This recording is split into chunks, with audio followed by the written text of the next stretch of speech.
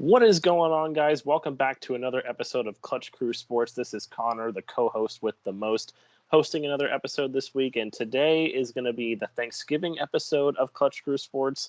We're all excited for Thanksgiving this upcoming week, get some good food. And basically what we're going to be doing is we're going to be talking about those good Thanksgiving foods, some bad, and one that you may have never heard of that apparently is a Thanksgiving food.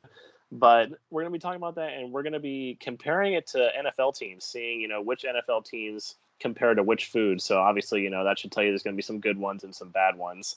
And then we are going to go over the lock board. A little bit of a worse week this week than last week, but, I can't complain. At least I got something right. And then we're going to close with Around the NCAA, talking about where the college football playoff is at the moment, our top four teams as a podcast, and which teams still have a chance to get in if some things go their way. So it should be pretty fun. Now let me introduce you to the rest of the crew. What's up, everyone? It's Zach here. My Jaguars did so bad this weekend that this was the first time all year I actually shut them off my TV before the game finished. I'm usually not that type of person, but when they decided to punt on fourth down instead of going for it, I said, they're giving up on this game, so I'm giving up on them right now. So I turned it off. No shame. Eric was there. He knows. Yeah. But yeah, other than that, I'm excited for this episode. It's going to be unique. It's going to be fun. And what's up, guys? Eric, the ranting co-host here. I'm not going to rant about the Jags, even though I really want to. Zach kind of asked me earlier if I was going to. I'm like, man, I've already done it so many times on this podcast. I don't think it'll do any more good. So, but they lost again. My Thunder are on a bit of a losing streak, which isn't too surprising, but still sucks. My fantasy teams are losing, so bad week with all that stuff, but I did have a good lock board at least, so I have that to be thankful for, but that's pretty much it in the sports world at the moment. But I am excited to compare these foods to teams, and, I'll be excited to see if y'all agree or disagree, so I'm definitely ready to get into it. Yeah, so, thankfully, hopefully, Steelers are playing right now, so hopefully I don't end up joining you in the losers column, but it's not looking good, 14-3 right now, so, yeah. But so as we forecasted, we're going to go around the shield and talk about everyone's favorite thing this time around Thanksgiving, the food. And so we are going to be looking at different Thanksgiving foods and comparing them to teams. So it's going to be a little unique, but, hopefully you guys can follow along with it well. And we're going to start right off the bat with, obviously, the turkey. So, Zach, take it away, man. Yeah, so for the turkey, we had to pick the Tampa Bay Buccaneers. I mean, both are staple traditions. I mean, not so much that the Buccaneers are a staple like NFL franchise, but Tom Brady definitely is. So the fact that Tom Brady, Tom the turkey, there's just so many similarities. So many similarities between the Buccaneers and the meal of turkey. And also, too, I feel like with turkey, it's the picture of Thanksgiving. People draw turkeys in art class. Kids draw turkeys. Like, you see turkeys all over the side, this pictures of turkeys everywhere, the turkeys everywhere. And that's kind of how the Buccaneers are. I mean, they're the spotlight team. They're the Tom Brady defending Super Bowl champion team. They're obviously quality. Some might say, maybe I'm not as big. Maybe there's other Thanksgiving foods that are a little bit better than turkey. But like we all agree that turkey's, a classic, very good Thanksgiving food. So nobody's complaining with turkey, I think, and nobody's complaining with the way the Buccaneers are doing this season. Bit of a losing patch right now, but I think we all expect the Buccaneers to, win the division, get in the playoffs, and then that's, when Tampa does its best usually. But so yeah, Tom Brady, Tom the turkey. That'll be the way we start things off, and I will let Eric take away the next food. Yeah, so second Thanksgiving food we're going to talk about is the cranberry sauce. And the team we chose for cranberry sauce is the Carolina Panthers. The reason why So we chose Jackson, them. listen up. Yeah, Jackson, Aaron Swarm, Allen, all the Panthers fans on our podcast. Entire state of North Carolina. Yeah. But anyways, so the reason why we picked this is because we wanted to go with a team that was overall universally, generally liked and not a hated team. Because most people, for the most part, like cranberry sauce. I mean, obviously there's some people that don't, but most people do. But at the same time, it doesn't get as much attention as a lot of the other foods on this list. So we went with Carolina because most people don't hate Carolina. Most people are pretty cool with them, but they're also not a team that gets a lot of nationally televised games, or they're not a big market team. So that overall was our reasoning for choosing Carolina for the cranberry sauce. So Connor, I'll let you take yours away here. Yes, and keep in mind when we're talking about cranberry sauce, we're talking about real cranberry sauce, not the canned cranberry sauce. I know some people like that, but there's another team that we would be comparing to canned cranberry sauce if we had that on this list. So, Zach, do you just want to go ahead and say who that is? The city name and the team name both start with the letter J. that's all we're gonna release to you. But yeah. So the next food we're gonna go with is stuffing, another Thanksgiving staple. And for this, we went with the Pittsburgh Steelers for the stuffing because stuffing generally is a bit of a controversial sort of Thanksgiving food. It's kind of one of those things that you either love it or you hate it. I know a lot of people in my family, they say the stuffing is like their favorite dish, and I'm not sure why they think that. I think it's okay, but a lot of people in my family love it, but I know people who don't. And the Pittsburgh Steelers are kind of like that. They're one of those teams that, generally, if you're not a fan of the Steelers, you generally don't like them. And the other thing about their performance on the field really kind of, especially this season, goes with the stuffing. Generally, in the past, we probably would have put the Steelers with like the turkey or something like mashed potatoes because they've always been good. But recently, they've kind of been a really up and down team. You kind of don't know which way they're going to go, whether they're going to perform well or not perform well. And I feel like that's the way stuffing is. Sometimes it's really good, sometimes it's not that good. So it's why it kind of falls in the middle. So I think the Pittsburgh Steelers are definitely a good fit for stuffing, although I wish they were the turkey. But, I can't. But, the last time that happened was like 15 years ago. So I can wait a little bit longer. So well, I was going to say, at least your team isn't the canned cranberry sauce. That is very true. They haven't fallen into that. Some of this stuff coming up here, So, but yeah, I'll let Zach take away with the next food. Yeah, so we've already, mentioned it a couple times. Mashed potatoes are the next food, and obviously it's a Thanksgiving classic. Their mashed potatoes are good.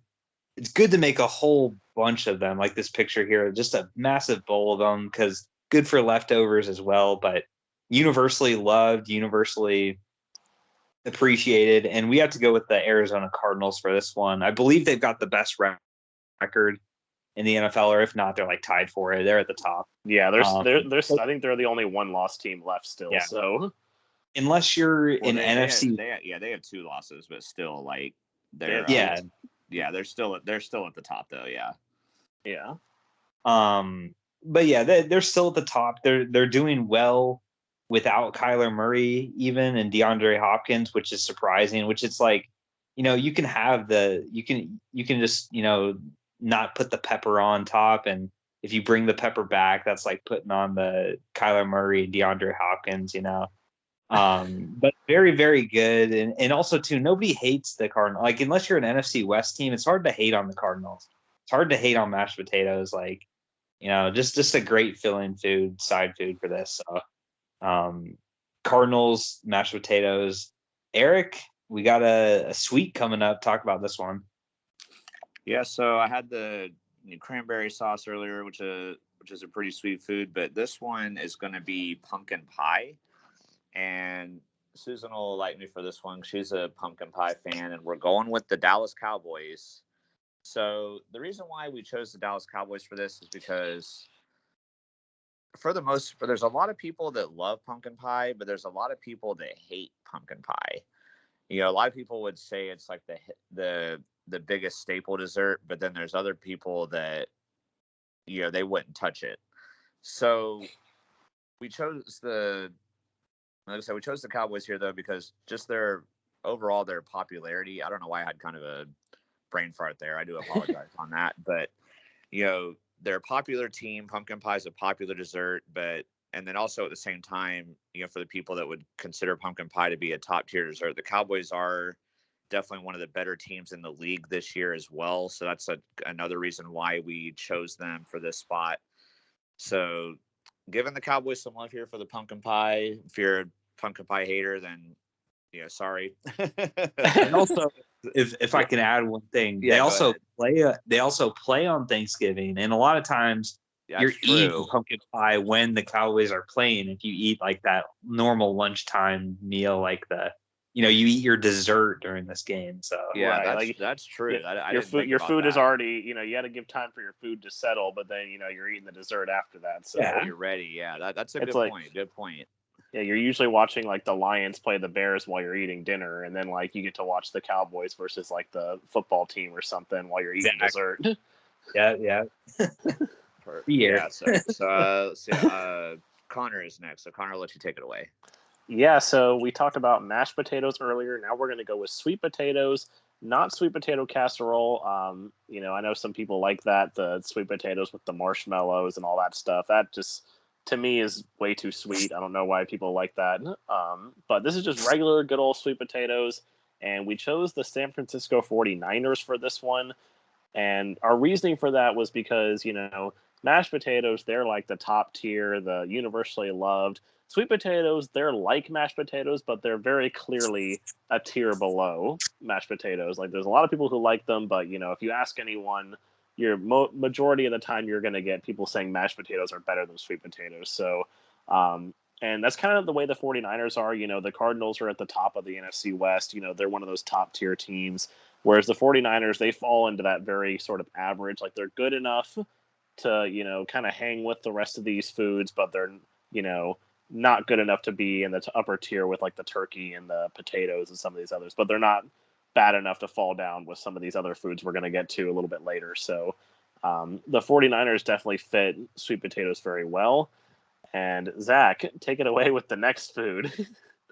Yeah, so this next food, I wasn't totally aware of this. And I'll go ahead and say it's cream spinach. And I'm, spinach, I'm okay with spinach. Like, salads and stuff. Spinach is an okay food for me. I don't have any problem with spinach. But this picture of cream spinach here, like Connor and Eric were just making sounds, it makes me want to vomit when I see this. And when I saw this, I thought the New York Jets. Just the green coloration, the green and white, just like the Jets logo. Just the watching the Jets play makes you want to vomit sometimes when you watch how their offense is. Just overall bad team, bad food. We can all agree. There's no debating like, oh, the Jets might be good. Like, there's nobody's saying the Jets are good. So Jets, maybe next year you can graduate up to maybe regular spinach will be a improvement. Eric, I'll let you take the next one. Yeah, so going from a bad team to a good team here, we're going to go with green bean casserole, and that team is going to be the Kansas City Chiefs. So the reason why we chose the Chiefs here is because green bean casserole is a pretty top tier staple side item, unlike the creamy spinach. So, this is one that pretty much everybody puts on their plate. It's probably a good amount of it as well. So it's a very popular item. And the Chiefs are obviously one of the most popular teams right now. I mean, if Thanksgiving occurred after the first month of the season, we definitely wouldn't have put the Chiefs here, but they've been on a nice resurgence lately. Their offense is starting to click again. Their defense is playing better. They're starting to look like a top tier team again. And obviously they were in the Super Bowl, the last 2 years, winning one of them. So while they're not quite at the turkey, the ultimate top tier, they're definitely a top tier side dish and, could be a Super Bowl contender. So that was our reasoning for picking the Chiefs for green bean casserole. So, Connor, we've got another dessert here. I'll let you take this one away. Yeah, so, we had pumpkin pie earlier with the Dallas Cowboys. Now we're going to be moving on to pecan or however you want to say it. I always say pecan pie, and that is going to be the Green Bay Packers at this spot. Now, pumpkin pie is obviously, the staple Thanksgiving dinner. Pecan pie is a little bit lower on most people's dishes, but usually, if you don't have pumpkin pie, you're having pecan pie. It's kind of one of those, like, I mean, I honestly, I think it's kind of like, I didn't even realize this when we did it, but it's kind of good we have like the Cowboys and the Packers, because these are two like historical, very popular NFC franchises. And if you like one, you don't like the other. So like if you're a Cowboys fan, you generally don't like the Packers. And if you're a Packers fan, you generally don't like the Cowboys. So I think that's definitely a good comparison there. Honestly, like I like pumpkin pie, but I'm not a Cowboys fan, but I don't like pecan pie. So it's definitely kind of that other substitute dessert that people get if they're not a fan of pumpkin pie. So I think the Packers, and obviously, it's good. People who, I'm not the biggest fan of it, but people who like it, it's pretty well liked for the people that do like it. And the Packers have been one of the top teams in the NFC this year. So the Packers seemed like a really good fit for pecan pie. So now we'll go on to the next dish, and Zach, take it away. Yeah, so this one won't make you vomit, guys. Don't worry about that. One of the ones later might. Yeah. We've got mac and cheese here, and I've got the Patriots as the mac and cheese for Thanksgiving. Kind of our reason behind this, an underrated side item. I mean, typically you think of like, the green bean casserole, the stuffing, the mashed potatoes, like those are, sides for Thanksgiving after the turkey. But, mac and cheese, it's another quality side on here that kind of gets overshadowed and overlooked, but, still really good. And even, it transcends Thanksgiving too. And that's got to be the Patriots. I mean, there's still the storylines about, Bill Belichick trying to chase the wins record, prove that he can win without Brady. So, mac and cheese, they have other roles than just on Thanksgiving. Also, a completely, side related thing, this isn't Kraft mac and cheese, but their owner, Robert Kraft, makes mac and cheese. I did not see that one coming. So we had to pick the Patriots for mac and cheese. Eric, talk about this next one. Yeah, my final dish is going to be rolls. Now you're like, wow, that's not very exciting. So we picked the Indianapolis Colts for this, and not just because Zach and I are haters of the Colts. When you think of rolls, you generally think of this as an average item. It's something that pretty much everybody will probably put on their plate, but it's not going to be the first thing you eat. You're not like, oh man, I'm really excited to eat this roll. You're going to get into your turkey. You're going to get into your side items. Obviously you eat it before the dessert, but it's not something yes, I'm ready to eat that. So we wanted to pick a team that for this, it's kind of right now, just kind of in the middle of the pack. And the Colts did have a dominant win over the Bills today, but they've looked really bad at times too this season, especially Carson Wentz making some dumb plays at points that's been very costly for the Colts. So the Colts are just right now, as of at least at this moment, the definition of average, and that's the team we chose for rolls. Now, my personal favorite dish that we're going to talk about here, Connor's going to break this down. I did not even know this was a thing, so I'm very excited for y'all to hear Connor's take on this.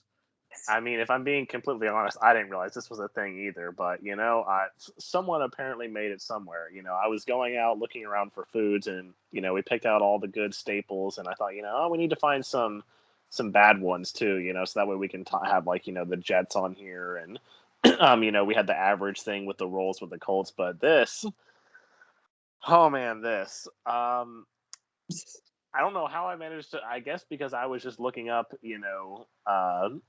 like, when you think about, bad food, you think about like McDonald's, obviously, everyone likes it for the most part, but like, if you think about Thanksgiving, like the last thing you'd want to do on Thanksgiving is like, not cook dinner and go like just grab McDonald's on Thanksgiving. So what I managed to find here is a stuffing that someone has made with Big Macs. So they basically deconstructed Big Macs and made stuffing out of it. And so it looks absolutely disgusting and revolting, and I want to vomit just thinking about eating it.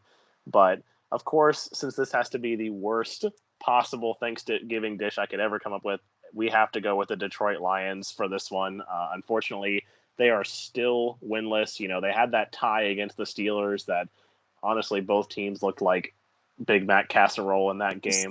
They're stuffing. I'll say both teams looked like Big Mac stuffing in that game. And obviously they managed to have a pretty lackluster performance against the Browns today to stay winless. So, the Detroit Lions, unfortunately, are going to fall under the Big Mac stuffing. And to whoever made this, like, I applaud you for trying to do something creative, but I think you might want to roll that back a little bit and, you should say put it in the back pocket and then take it out of your back pocket and throw it in the fire and never see it again. So, hey, before we move on, there's a question I think that all three of us should answer, and that is, you have to put one dish on your plate: the Big Mac stuffing or the creamy spinach. Which one? I'm gonna take the cream spinach. Yeah, cream spinach. I feel like I can throw that in like just some other stuff, and you can pour some gravy on it or something, and it'll be a little better. Yeah, I was going to go creamy spinach also. I was wondering if anybody would go with. If someone saw Big Mac stuffing on my plate, I don't think I'd ever be taken seriously by any family. They'd be like, "Where did you get this from?" I think all of your guests would just immediately get up and leave at that point. Like, even if they were family, they would just be like, "We're going back home. Like, goodbye. Love you, mean it, but I can't eat this." All right, so now that we are through with the Thanksgiving foods, that was good. Really enjoyed that segment. Now we're going to get into our 3 games of the week, and I will let Eric take it away with this first one. Yeah, so when you're looking at all of the games, for this upcoming week, I mean, the next game we're going to talk about is the Rams-Packers, but don't even bother watching that. You got Titans and Patriots who are looking like possible AFC contenders right now, but don't worry about that game. Game you need to watch, Jets and Texans. Okay. Let me tell you why. Because first of all, the Jets won a game recently and the Texans beat the Titans today. So why would you want to watch the Titans when you could watch the team that beat the Titans? I'm telling you, man, with the Jets, you don't even know who's going to be a quarterback. I mean, it could be Zach Wilson, Joe Flacco, or Mike White. I mean, it could be a total surprise. What if the Texans switch back to Davis Mills over Tyrod Taylor? Who knows? Maybe Deshaun Watson will come back. I don't know, man. Like, you also might be looking at a battle for the number 1 overall pick here. I mean, there's just a lot of exciting factors, that's going into this. So I am excited for this game. I think the Texans are going to win it though, and I'm going to say they win on a field goal at the end of the game, the most exciting way possible to end a game, 24-23. Connor, are you excited about this game like me? Oh, totally. I mean, I'm totally excited to watch cream spinach play against the Houston Texans. Yeah, honestly, if I had found some other like horrible, disgusting food, the Texans would have been that too. But unfortunately, we only had 2, so we had to stick with the Jets and Lions. But yeah, no, it's one of those games that I figured I would change it up a little bit. We've been talking about the same teams a lot, talking about good teams. Sometimes, team games between 2 really bad teams can actually turn out to be somewhat good because it's 2 teams, they're still on the same level. So That's going to be the Jets and Texans here. I'm going to go agree with Eric that the Texans are going to take this. I think Tyrod Taylor, he's shown that when he's played, the Texans have actually played okay. Whereas the Jets, they've been atrocious on the road. They got those 2 wins, but they were both at home. On the road, they're just a dumpster fire. So I'm going to go Texans win 30-27. Zach, what about you? Yeah, I think I agree with this. These are both really bad teams on paper. It's a toss up, but I'm going to go Texans as well. They're at home, and I think they just play with more fight than the Jets do. So I'm going to say Texans, and also too, I agree sincerely. I do agree. Sometimes I do watch these, games between 2 bad teams because sometimes they are really entertaining. So it's, this could end up being a good game in all honesty. I'm going to go Texans 30, Jets 20. I just realized too that the Titans have actually lost to both of these teams. Yeah. How is a possible Super Bowl contender lost to both of these teams? That's just mind-boggling to me. Anyway, sorry. It is. I mean, to be fair to the Titans, at least when they lost to the Texans was without Derrick Henry. Yeah, but it's still the Texans. Yeah. Anyway, Zach. So coming up later in the day, we have the Rams at the Packers. So, this has quite a different feel, a lot more on the line in this game as far as, playoffs go. And also too, it's another playoff rematch from last season, Rams and Packers. I know the Rams are a totally different team. The Packers are basically the same team as last year, but it is going to be at Lambeau. It's always, I think really hard for these, warm weather teams to go to Lambeau at this time of the year. So I'm going to go. Also, too, the Rams have so many new pieces. I mean, the Odell Beckham trade, the Von Miller trade. They are a bit of a new team. They're still getting things together. They had that bad loss on Monday night. The Packers, they also lost, not as bad, into a better team, I think. So I'm going to go Packers in this one, and I'll say a final score of 33-26. Connor, what about you? So I'm going to disagree. I'm going to go with the Los Angeles Rams. I think this bye week is something that the LA Rams really needed. They've been struggling recently, that game against the Titans, and then obviously the ugly loss on Monday night that they had. So I think the Rams, this bye week, is going to be time for them to, they're going to be able to figure out what's going on offense. They're going to be able to figure out and fix their problems.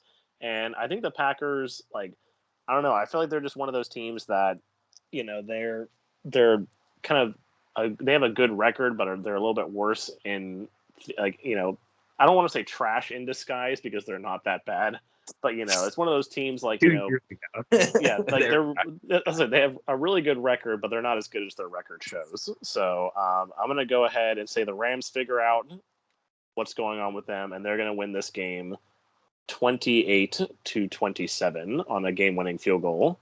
Eric, what about you? So I'm taking Zach's side on this. I don't know, man. It just seems like the Rams haven't been able to figure it out since they got Von Miller, they got Odell Beckham. Matthew Stafford has not been playing well lately. The defense has definitely looked very overrated compared to where we thought they would be at the beginning of the season. I don't know. Green Bay's struggled here a little bit lately, but it hasn't been the same struggle like the Rams have had. Green Bay could have won their game today. They kept it close to Minnesota. It was very competitive. The offense was clicking, and Green Bay's defense to me is better than what they did against Minnesota today. So I think they're going to turn it around. I think Green Bay will win this game 27-20. All right, so then we have our final game of the week, Sunday night football, Cleveland Browns at the Baltimore Ravens. And obviously, the Browns, they won today, but they had a really sort of ugly showing against the Detroit Lions, only winning 13-10. The Ravens did lose today, but they were without Lamar Jackson. He had some sort of really bad virus that apparently was going around the Ravens locker room, and he just wasn't able to go. I guess it was hitting him pretty hard. So the Ravens did lose today to the Chicago Bears, but with Lamar Jackson coming back and the Ravens being at home, I still think the Ravens are the better team. Baker Mayfield just has not looked good at all this year.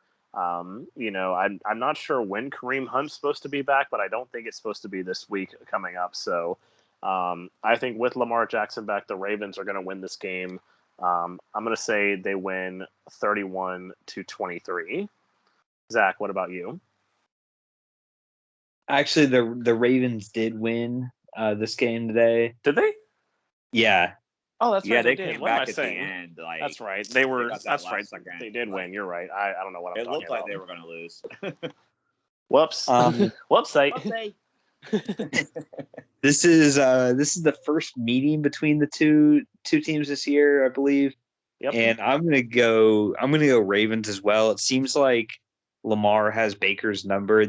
I do think this will be a very good game. Both the games last year between these teams were good.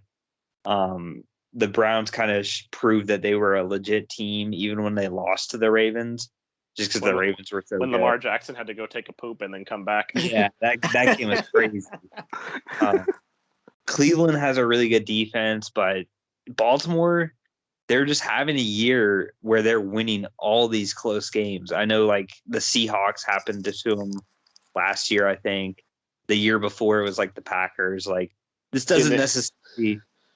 This doesn't necessarily mean they win the Super Bowl or anything, but they have, for whatever reason, good luck in these close games. So I'm gonna go Ravens in another one of these shootout games between these teams. I'm gonna say 41-38 Ravens. Eric? Well, before Eric goes, I'm sure they'd rather be in that position than unlike the Chargers were last year, losing all those one-score games. So. Yeah. Yeah. Yeah, I've got to go Baltimore here, mainly just because of the struggles that Cleveland has had. I don't really know what's going on with them, but I just was shocked at how abysmal they were against the Lions today, even though they won. I mean, they were going against the guy who Zach told me even in college had a horrible touchdown interception ratio, and their defense did good against them, but I just don't know what's going on with their offense. They have been really bad these last couple games, and while the Ravens have seemed to be kind of up and down too at times, I just trust them more right now than I do Cleveland. So expect a lot of ground and pound and running attack in this game, but I think the Ravens will win 23-17. So now the Browns are definitely going to win. We all just picked them. We all just picked the Ravens to win. Watch now, the Browns definitely win. I mean, I won't be upset if that happens. I don't like any of these AFC North teams, but the Ravens definitely at the top of that dislike list. So go. And also the Ravens are at the top of the division, so go Cleveland. But so now we're going to move on to the lock board and taking a look at the current standings. It was a decent week for. I think some of these point totals are a little bit higher than it comes to for actual correct picks. But Zach unfortunately laid a goose egg this week with 0 points, so he stays at 38 and drops down to second place. Eric had the best week this week with 5 points, moving up to 41 points, so he takes over first place. I got 3 points this week, 32. Still 9 points off the lead, so no change there. Staying in last place, and Nate staying in third place, matching me with 3 points, and now he has a total of 34. So moving on to the picks, Nate's not here, so I'll just go over his really quickly. His number one overall pick was the Detroit Lions over the Cleveland Browns, and while that game was a lot closer than I thought it was going to be, good for us and good for me since I picked the Browns in survival. The Lions did not win that game. The Browns won 13-10, so he got that wrong as a 5-pointer. He also picked Oregon over Utah as his second pick for a 2-point play, and Utah absolutely destroyed Oregon. So GG Oregon Ducks College Football Playoff 2021 after that game. So that didn't work out, but he did get a 3-pointer right in the last round with the Washington football team over the Carolina Panthers. That was a really good game. Both quarterback. That was Cam Newton's first game back in Carolina. Well, I don't know if that was his first game back in Carolina since leaving, but it was his first game as a Carolina Panther back at home since leaving the team. Weird stuff going on there, but Nate got that right for 3 points. Eric, tell us about your picks. Yeah, so for my first overall pick, I took Baylor over Kansas State. It was only a 2-pointer, but I was really surprised that Kansas State was the favorite in that game. So that was probably one of the most confident upset picks that I've made in a while. And I did end up getting that one right. So I was pleased that Baylor did not fail me there. My second pick ended up being the Toronto Raptors over the Sacramento Kings in the NBA. I've definitely been grateful for the Kings so far in the lock board because this is now twice since the NBA season started that I picked a team to beat them, and they did. So thank you, Sacramento, for that. Toronto ended up blowing them out, actually. I did not expect that. I figured it was a toss-up on who would win, but Toronto ended up blowing them out, so I was glad to not have to stress over that one. And then my last pick, it was definitely a pick later down my list, but I still wish I hadn't made it because I didn't think about Alvin Kamara not playing, but I took the Saints over the Eagles. I don't know. I wasn't necessarily expecting the Saints offense to do great since they still have Simeon at quarterback and no Kamara, but their defense was just awful. And the Eagles slaughtered them. So that one was a disappointment, but I still got 5 points, like Connor said, which was the most this week. So I definitely can't complain, and I'm back in first, so I can't complain about that either. Zach, I know you're probably not as excited to talk about yours, but tell the viewers what happened, man. Yeah, so I knew when I was making my picks that I could either have a really good or really bad week, and it ended up being really bad. And just for reference, there was a lot of 5-point games this week between the three sports. It was, I think, more the majority of games were in that column as either 5-pointers or 1-pointers. So I saw all these opportunities, and I couldn't help but get a little greedy and start to pick a bunch of 5-pointers, and it backfired on me. The first one, definitely I deserved to get wrong. Dallas over Phoenix in the NBA. In my 30 seconds of research for this game, I did not see that Luka Doncic was going to be out. I assumed he was going to be in, and that cost me. Otherwise, I definitely would not have put that as number one on my list. So I got that one wrong. The next one, my little 30 seconds of research, almost paid off. I picked the Magic over the Nets. After finding out that KD was not going to be playing in this game, I thought, okay, the Magic, they look good against the Knicks. It's still unlikely, but definitely possible that they could beat the Nets without KD. They had a big lead, let it slip away, and lost by 2 points. So that one really sucks because if I'd gotten just that one right, I would have tied Eric for the week, but it didn't go. And then lastly, in the third round, I picked SMU over Cincinnati in college. I like that SMU's chances to beat Cincinnati. They were kind of underwhelming against USF a couple weeks ago. And, SMU, I thought was, legitimate challenge to them, but Cincinnati, they finally, had a big win over a decent team. So they finally did that, hadn't done that in a little while. And yeah, I got them all wrong. So get to pick first. I am happy about that. I'm going to need that to pay off. Connor, what about your picks? Yeah, so my picks were, I thought I was a bit more confident in them, but I guess it didn't turn out that well. At least, I got my first. It's always, kind of stings when you get your first pick wrong, even if you're the last pick, because it should be something that you're really confident in. But I was able to get it right. I had the Chicago Bulls over the Denver Nuggets for a 3-point play. I was surprised that Denver was favored by 4 points in that game, given that Jokic and Jamal Murray weren't going to be playing. So I thought, okay, that's kind of that should be a decent one, especially with how the Bulls have been playing well this year. So I did get that one right. Didn't really have to stress about it. Then I took for my second pick, alluding to all the 5-pointers that there were this week, I took Michigan State over Ohio State, and goodness gracious, did Michigan State completely wet the bed on this one. I don't know what in the world happened to them. They beat Michigan a couple of weeks ago, and they were looking like the biggest threat to Ohio State in the Big Ten East, and or Big Ten East.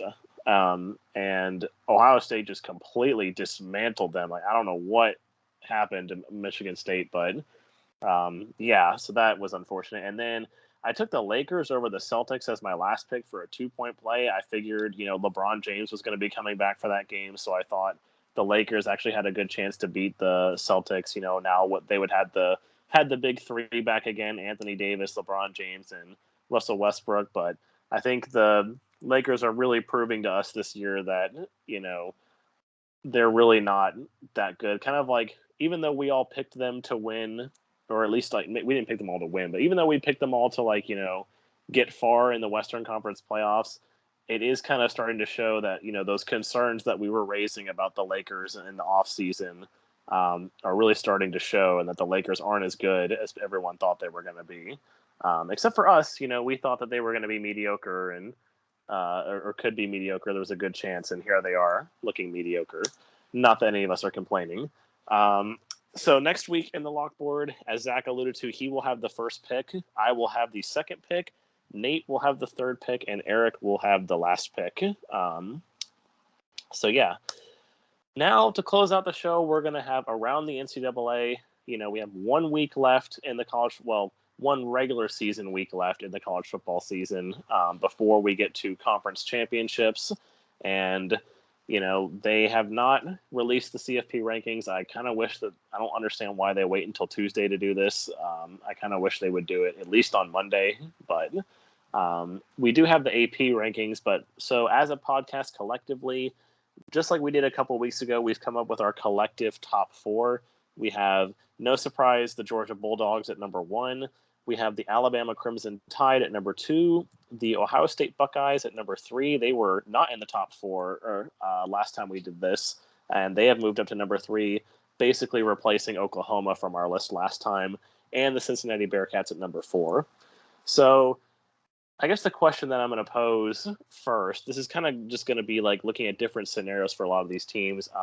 Georgia's locked in. I don't see, they're not going to lose to Georgia Tech. And then even if they were to lose to Alabama in the SEC title game, they're still a lock to make it. So no discussion needed about Georgia. I'm assuming that we would all agree that if Cincinnati were to lose one game, that they're out. They need to go undefeated. Otherwise, they're not going to make it. But the real interesting things come here with Alabama and Ohio State. So I guess I'll start with Ohio State, since it's probably a little less interesting. So I'm assuming, would you guys agree? I guess I'll pose this to Eric, that do you think Ohio State, what do you think would need to happen if they were to lose to Michigan this week? And obviously, if they lose to Michigan, that puts them out of the Big Ten Conference Championship game. What would need to happen for them if they lose to Michigan this week to get in? I mean, for Ohio State's sake, they would need a lot to happen if they were to lose another game. Obviously, if they win out, they're in. But even if they lose to Michigan, who's a good team, and they lost to Oregon, who's a good team, they would just have to have so much happen. Really, what they would need is they would need all the teams behind them to lose. Cincinnati would have to lose. Michigan would have to lose in the conference championship game. They would have to have a lot. I know we're going to talk about Alabama here in a little bit. I think they would have a better chance if they were to lose another game. But Ohio State, in my opinion, is definitely going to need to win out if they're going to secure their playoff spot. Yeah, so speaking of Alabama, so I know they have one game left. It's the Iron Bowl against Auburn. Unfortunately for fans' sake, I guess, and also, anyone who's not a fan of Alabama, Auburn lost Bo Nix for the rest of the season, so he's going to be out. looked like Auburn might have a chance to give Alabama a game, but unfortunately, I don't think that's going to happen. So we're just going to go ahead and assume that Alabama is going to win against Auburn. So now, for Alabama, that means a showdown with Georgia in the SEC title game. Now, in the history of the college football playoff, there has never been a 2-loss team that has gotten into the college football playoff. So, Zach, if Alabama were to go and lose to Georgia in the SEC title game, what would be their chances? Like, do they still deserve to get in? Does it come down to like how badly they lose to Georgia if they lose? Or like, how would that go for you? What would be like qualification for them to still get in if they lose? Yeah, so I like how you started there because it's really going to be how they lose because all losses are not created equal. We know this. If they were to lose by, let's say, a field goal or touchdown or just a one possession game, and they show competitiveness, they show fight, like they look like they belong against Georgia, then I think regardless of what happens with the other teams, I think they end up in, and probably, they might be the number 4 or number 3. But I think they'd make the top 4. If, let's say, they get completely blown out by Georgia, then I think it's hard. Then it becomes harder, and you have to start, looking at the other teams. Cincinnati, this is when it gets really hard. Cincinnati, has nowhere near the schedule that Alabama had, but they didn't lose, and then Alabama, lost twice. And against Georgia, they get blown out against Georgia. I think, most people have to assume that it would happen again. So then it's like, let's give Cincinnati a shot. Let's see if they can do it. And they're more likely to beat Georgia than Alabama would be. Ohio State, we're assuming like one of the Big Ten teams are in. Like if Michigan ends up rolling and they win against Ohio State and then they beat Wisconsin / then like Iowa / Iowa, then I think Michigan would be in, and then you'd have that debate: Alabama or actually, I guess it depends on Cincinnati. Well, okay. Here, let's assume that whoever wins between Ohio State and Michigan goes on and wins the Big Ten title game, so they're in. Let's assume Cincinnati goes undefeated. So now that leaves you with a 1-loss Notre Dame team, and then let's say Oklahoma State beats Oklahoma and then goes on and beats, I guess at this point it would be Baylor. If Oklahoma loses, let's say they beat Baylor in the Big 12 title game, who gets in between Alabama and Oklahoma State at that point, and Notre Dame? Between those teams in that circumstance, I would go Alabama, just because the other teams, I think, strength of schedule is so bad. So Alabama still gets in, even with the second loss. Yes. Okay. What's interesting though would be a second loss for Ohio State. Let's say Michigan rolls the table, but yeah, I guess in that case, Alabama is definitely ahead of Ohio State because they would have lost to a better team. But there's a lot of interesting things that can play around here. Right. Yeah, so we have them, and so then go on to the next slide here. We have basically what in the hunt is the term we always say. So the 3 teams that are really in the hunt are the Michigan Wolverines, the Notre Dame Fighting Irish, and the Oklahoma State Cowboys. Now, the vibe I'm getting is that we all agree if Michigan beats Ohio State and beats Wisconsin / Iowa in the Big Ten title game, they're in, no questions asked. Now, I think the big question here is, I'll pose this to Eric, is Notre Dame. Now, Notre Dame, they've got 1 game left on their schedule, but obviously, being that they're an independent, they have no conference title game to play in. This isn't like last year where they joined the ACC for a season, and they're going to play in the ACC title game. Like, no, they're done after this week. So, what are I guess, Eric, I'll ask you to compare. So let's say, Alabama loses that SEC title game, and then you have, let's say, Oklahoma State let's say Oklahoma State and Oklahoma both finish with 2 losses. So taking the Big 12 teams out of the equation, if you're just looking at Notre Dame at 12-1 or 11-1 and an 11-2 Alabama team, who gets in between them?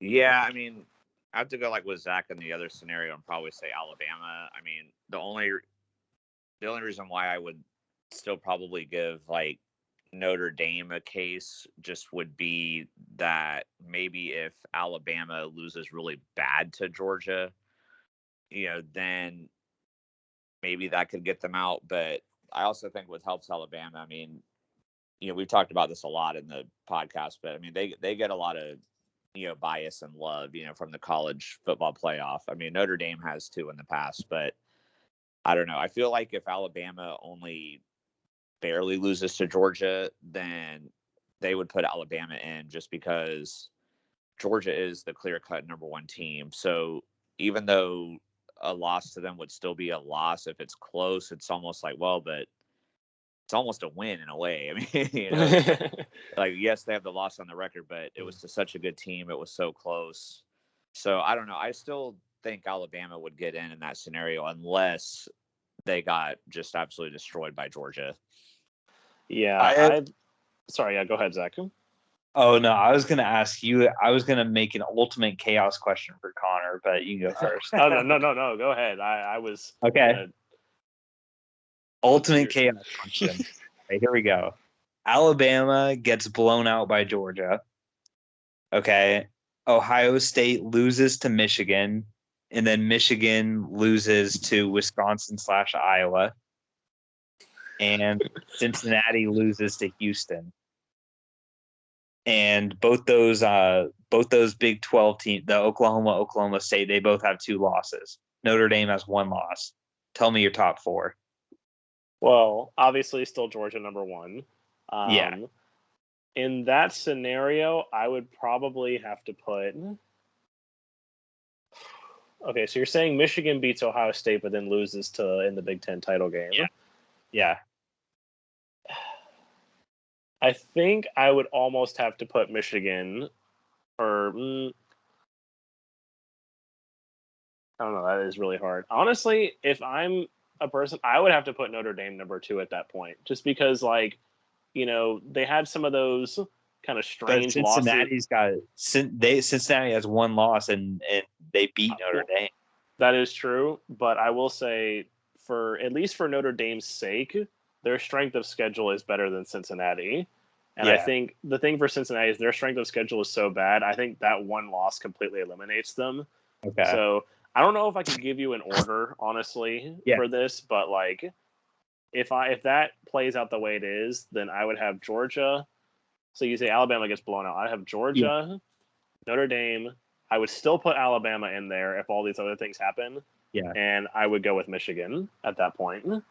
So Georgia, Alabama, Notre Dame, Michigan, if it plays out the way that you say. That's my chaos scenario. Yes. Okay. Well, I guess the last question that I'll ask in this segment, though, is because, I have these 3 teams in the hunt: Michigan, Notre Dame, Oklahoma State. There is still the question mark of the Oklahoma Sooners, that they're still sitting at 9-1, or 10-1 actually, because they won. So they're still sitting at 10-1, but the College Football Committee has ranked them as the number 13 team in the latest. Obviously the ones for coming that the most recent ones have not come out yet, but in the previous one they fell all the way to number 13. Is there any chance that anything can happen to put Oklahoma back in potential for this college football playoff? It's like if they go and beat Oklahoma State and then beat them again in the Big 12 title game and puts them at 12-1, is there a chance for them to sneak in? Can they climb the rankings that far? Zach, I'll ask you this. Normally, I would say absolutely not, never a chance. But this year's been so wild. I would say, yeah, they could be, but like because Oregon, they've fallen out, Yeah. And if we're talking about, is there a chance? Like, Cincinnati, they're a 1 striking out sort of team, like you said. So yeah, it's possible. It's definitely possible. And the hardest part though is Notre Dame's not gonna, how much are they gonna value those Oklahoma State wins? Because Notre Dame won't be playing anybody and they'll be beating up on Oklahoma State. And is that gonna, I think that should bring them over Notre Dame, honestly. So I think there's a chance, honestly. And also to never rule out Oklahoma. Like we always do this, they've made the playoffs so many times, and as like the 4 seed with like one loss, and we're like, how'd this team get in by default? Because they play in a conference that they can beat up on. Right. So I think it's possible. Eric, what about you? Yeah, I mean, I agree, but they're going to need a lot to happen. I mean, well, that's. Yeah, I mean, sorry. I was going to say, I agree with Eric that, like, I think the thing for them that's a little, like, I guess, I think one thing I think people are forgetting, I think the hard thing for them is just, like, the fact that even though the Big 12 is better this year, like, obviously, you have Baylor, Oklahoma State, Oklahoma. I think the hard thing for them is just all those, like, really close, like, wins that they had against really bad teams. Like, I mean, the Kansas one always sticks out in my mind. It's like, how in the world did you let the Kansas Jayhawks hang with you for 3.5 quarters when you're supposed to be, one of the contenders for the college football playoff? That just blows my mind. And I think the committee's really taking that into account. But I guess probably the last question I have for Eric is, I'm going back to the previous slide here. So with the Cincinnati Bearcats, there's been a lot of, talk about, has the committee been disrespecting them? They've been undefeated. There's never been a group of 5 team that's made the college football playoff. Obviously, the UCF years have really heightened the talks for expansion. I'm sure if Cincinnati, were to somehow go undefeated this year and not make it, those cries would be even louder. But what do you think it would do for the chances of group of 5 teams? Obviously at some point it's going to expand, but in the near future, it's still going to be these 4 teams. So what do you think it would do for group of 5 teams if Cincinnati goes undefeated and makes it in, and then goes and gets absolutely destroyed by, say, Alabama or Ohio State in the first round? What do you think that does for the future of group of 5 teams going forward in this 4-team format? Yeah, if that happens, I think it definitely hurts them. I mean, because the whole thing has been, give them a chance, give them a chance. I mean, and I've agreed with that to an extent, depending on the quality of the teams, and just by Cincinnati, having that quality win over Notre Dame and being undefeated, I think is good enough to get them in as long as they don't lose beforehand. So I'd really love to see it happen. But if they do get into the playoff and just get absolutely destroyed, then it's definitely not going to be a good look, because, we've been saying this whole time, give them a chance, but then they wet the bed, and that, I could see that causing the committee, going forward in future seasons, as long as it's only 4 teams, not wanting to give them a chance. I mean, even if you look at the rankings they've had so far, they've been doing everything they can to keep Cincinnati out. It's really like they don't want them to get in. But what's been benefiting Cincinnati is obviously these other teams in front of them losing. So that I think could get them in. But yeah, if they go in there, if they do get in and wet the bed, then that's definitely going to hurt the group of 5 teams going forward, in my opinion. All right, so good discussions, everyone. I think, I think we had a lot of fun with this episode, especially with the Thanksgiving foods part. That was a lot of fun. I hope you guys enjoyed the episode. Make sure to follow us on Twitter at Clutch Crew Sport. Go on YouTube, look up Clutch Crew Sports, hit that subscribe button, click the bell for notifications, so that way you don't miss out on any of our episodes. Leave some questions down in the comments if you want us to answer them on future podcasts. We'd be more than happy to answer any questions you guys have. Leave them for us on Twitter. And next week, we will be back with, I think Zach is hosting next week. Is that right? Or no, Eric's hosting next week. I'm hosting next week. Yes, Eric's hosting next week. So we'll be back with an Eric-led episode next week. And until next time, guys, we'll see you then. Be clutch. Peace.